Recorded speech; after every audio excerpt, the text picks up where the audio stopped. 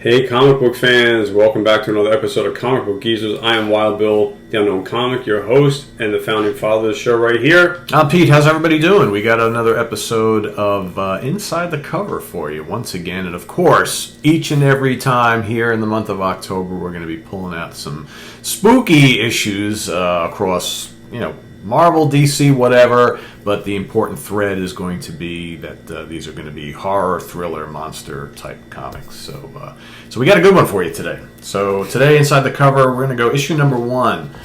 The monsters are coming, beware.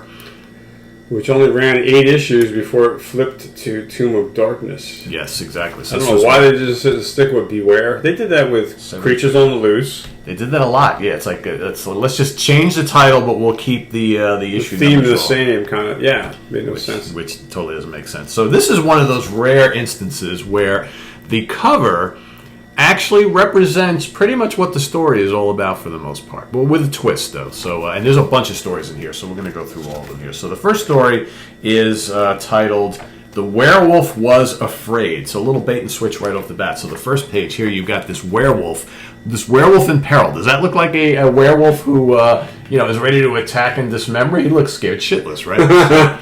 So here on the bottom, you've got this dude. So this rich guy who loves to kill animals. So basically, the guy's name, he goes, I love the sport of killing animals, and I met with every kind, and there is a code of honor to observe. I have never destroyed an animal without first provoking it to attack me.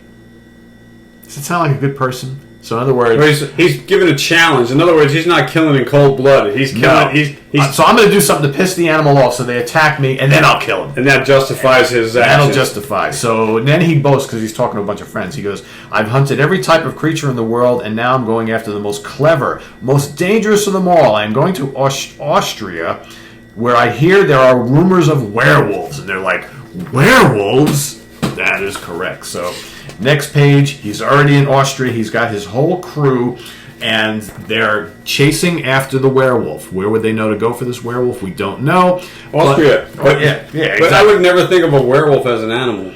Right, exactly. I would think of a werewolf as a monster. So he hires this whole local crew with him, and it's so funny. He's got a posse. Yeah, he's got a posse who immediately, once they start getting to a certain point out in the woods, they're like, "We're out of here. We're not going anywhere. Enough's enough. Enough's enough." But this is a great panel right here, up at the top. So he's walking by this tree, and what does he say to himself? He goes, "We're getting near the area of the werewolves. I can tell by the gnarled shape of the trees." What does the shape of the tree have to do with anything about werewolves? I bet it would have made more sense if he saw the claw markings on the trees, like the way a bear marks his territory. Right, but it doesn't say anything about that. And then, so right after they see this tree, creepy trees, his whole crew leaves him. So he's there. So now he's there by himself. He goes, "The cowards, the rotten, spineless cowards. Well, I'm not afraid to go on without them. I'll bring back that trophy yet." So he walks up, and what does he see? He's a great Scot. He sees the werewolf sitting on a rock, reading a book. So it's true. A scene that no living man has ever seen before. The most fearful, terrifying creature that man has known. And what is it doing? Reading poetry. He goes, "This is incredible. I can knock him off easily, but how can I kill a creature that's reading poetry and smelling flowers?" He goes, "Come on, attack me, you stupid werewolf. Fight." But what does the werewolf say?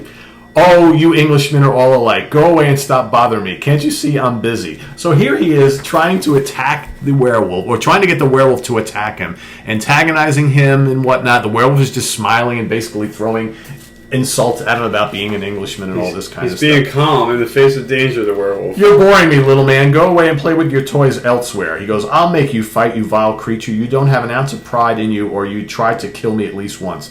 And he goes, "You're a fool. Now for the last time, leave me alone and go back to where you came from. I don't intend to allow a bad-mannered Englishman to make me angry. You're a cad." So this gets the hunter really pissed. So you can see, called a cad. Yeah, he's been called a cad. So here he's getting angry. He's turning red. He's ready to blow. "I'll kill you. I'll kill you."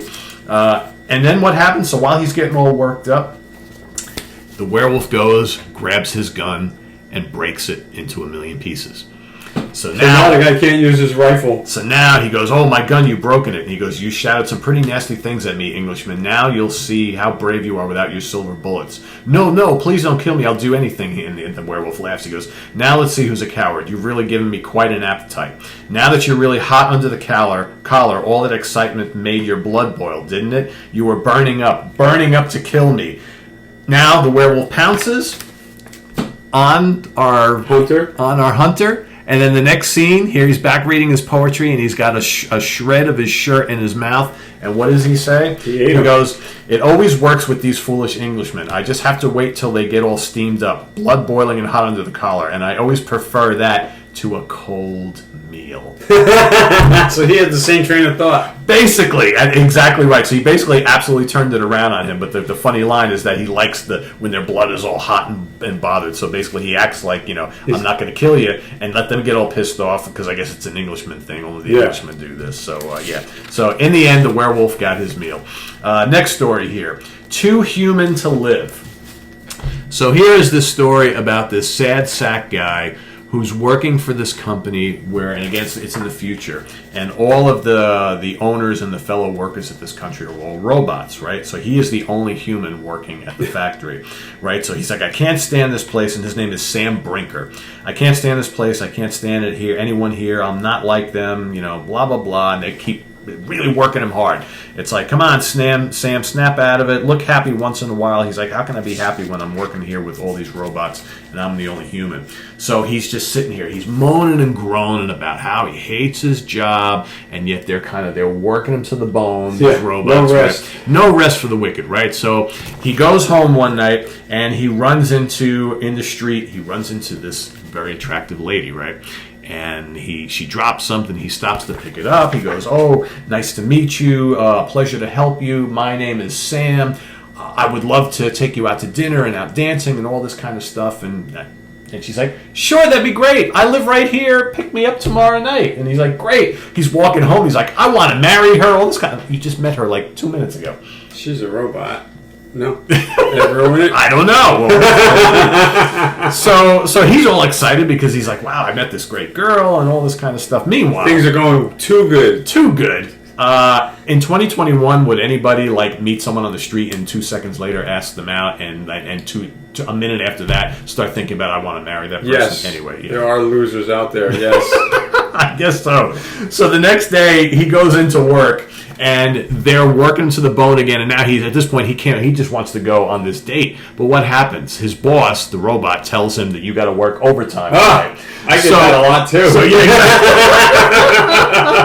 So it's not my boss. It's usually a coworker. So he's like, but I have a date. I can't stay here. So he tries to leave. So they get his coworkers will go and they grab him and they force him to into this room, and he's freaking out. So what does he do? He sees a window and he goes to escape through the window. And he goes down the ladder. Of course, there's a ladder there, and he gets to the bottom of the ladder at the street level. And who's waiting there? One of his coworkers, one of the robots. Knew you'd sneak out. Right? So he grabs him, and he goes to bring him back inside. But of course, there is a radioactive, radiation rod that's just kind of sitting there, of course, in the street. And he blasts the robot with that, and the robot short circuits, and he starts running down the street, and they're all chasing after him. Does he still take the radiation rod with him? Or no, I think he dropped it. He left it there. Yeah. Or maybe he used up all of its juice with the one guy. I don't know, whatever. So he goes down a passageway. He goes into some back alley somewhere. And somehow he takes a wrong turn that leads him right back into the factory where he works once again. So he goes, so here he is. I think he would have known that street. You would think so, right? So here he is. He's cornered. All of his coworkers are there. He's back in the factory. He's all upset, whatever. And he sees another window. He jumps out the window. He's X amount of stories up. He lands splat on the ground. The robots go out to look at him. And what do they notice? Coming out of him is not blood, but oil. And springs. He's a robot too. So it says, poor Sam, what a shame. So many of our robots have been suffering from the same delusions. Just because he looked different from us, the poor robot fool deluding himself into thinking he was human. No, I didn't see that coming. No. as to whether the girl was a robot too, I'm going to say yes. Who knows? Who knows? And you can't find out. Okay. So here we got another one. On the trail of the witch. Is it trail or trial? Trail of the Witch, yeah, because they're looking trail. for a witch. So Trail of the Witch, and you got a nice little ad there for the Adventures of Corgi Boy. I don't remember Corgi Boy. I remember seeing this ad, though, but I don't remember the toy. Yeah, I don't know what the hell that is, Corgi Boy. But anyway, on the Trail of the Witch, so here you got this woman who's kind of going through this cave, catacombs. For 2 days I have been hiding in here, but I am cold and hungry, but I dare not leave the cave, not while he searches for me. Remember that, because throughout this whole story we have to... He. Who is he? Footsteps, it must be him. He is outside. I'm in the gloom. He is entering the cave. We still don't know who he is. But then, wait, let's go back in time. So, but who is the one that inspires such fear? Yeah, exactly. So here we go back several weeks to a night when the moon was full. You get two villagers going, there she is again. So she is just as you described her. Each month on the night of the full moon, the witch flies through the sky. And the witch, of course, with the broom, flying in front of the moon. You know, I mean, how like kind of old school witchery is that, right? Because we all grew up thinking witches rode brooms and they had the big hat and all that kind of stuff. And there she is, right down there in the corner. And the staff, yeah, exactly, right? Yes. So here she is. So now they townspeople saying, and now we find out that there is a guy called the Inspector, and he's the one who hunts for the witches. So then we go back to the witch, and she's out in the trees, and she's like, the foot of a frog, the wing of a bat will make the tree change into a cat, he. She's doing all these little spells. She's having a grand time walking through the woods, the witch. And here you see the Inspector and the townspeople getting ready to go, find this witch. So here the witch is getting tired because she's been performing all this magic by herself in the woods, whatever. She goes, I must rest. And she goes, thus let me ensure my safety. For me to rest, let me transform myself into a human. Oh! She transformed herself into the woman we saw at the beginning who was in the cave running away from some guy, right? So now when she transforms herself into a regular human, that's a way for her to rejuvenate her powers, okay. Right? So here she is, she's walking through the village, and she finds out that this inspector dude is the one, is going to chase after her. So here's where the chase begins. So he questions her, thinks that, something's going on with her. Speak, woman, what are you doing in here? Wait, you must be the witch. No, I am not. So there the chase begins.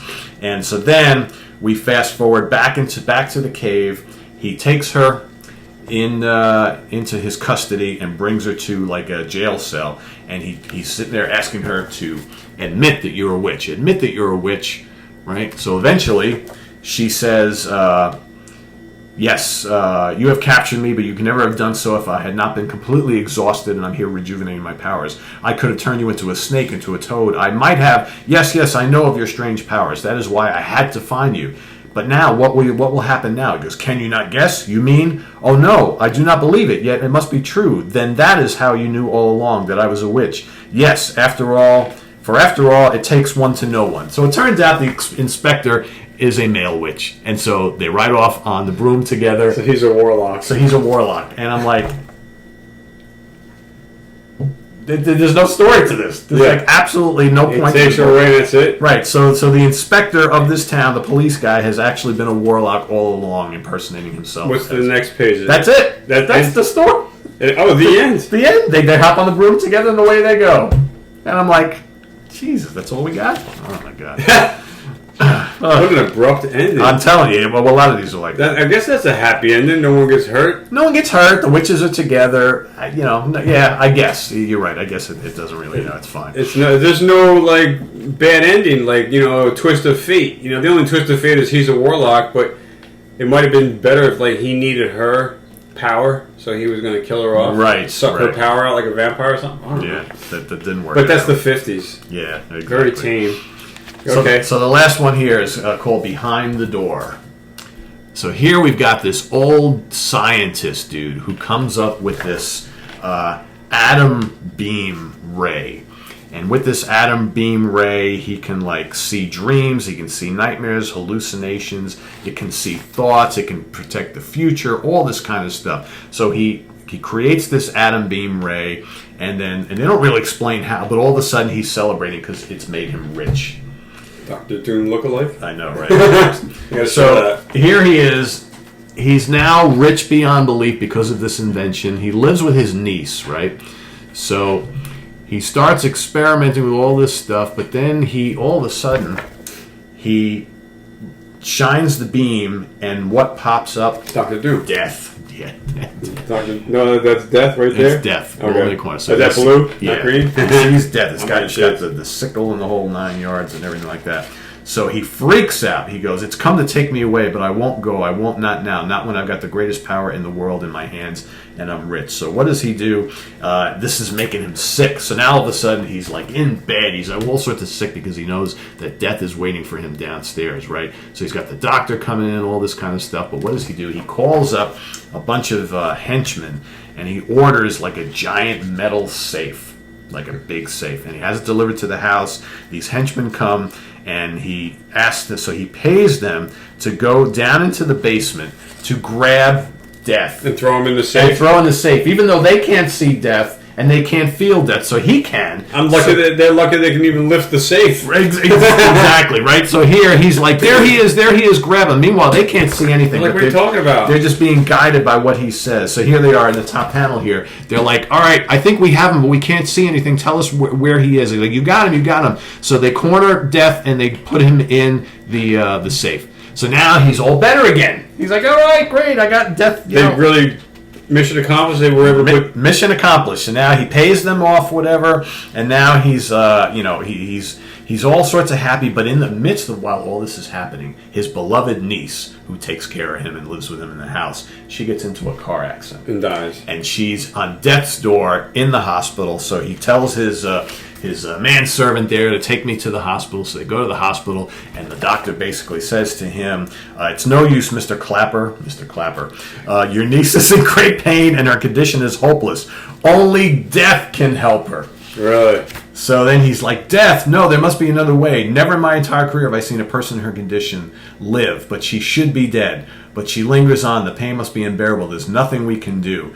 And he goes, "But there's something I can do. I can't let her go on suffering. I can't." So what does he do?